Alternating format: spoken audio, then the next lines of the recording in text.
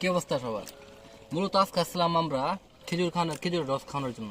খেজুরের রস খাওয়ানোর সময় একটা জিনিস অনলাইনে একটা ভিডিও দেখছিলাম আমি। অনলাইনে মেবি আপনারা অনেকজনই চিনেন তাকে।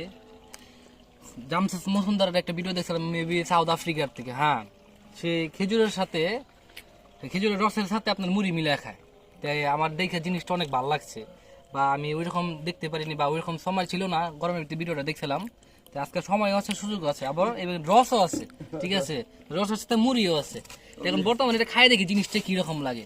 তো ফোনের ভিতরে দেখছিলাম, অনেক খাওয়ানোর ইচ্ছে হয়েছিল কিন্তু খাইতে পারিনি, তখন গরমের সিজন ছিল। দেখি কি হয়। ঠিক আছে, ভালো লাগে এটা। আর খাইতে মজা তো লাগে। দেন দেন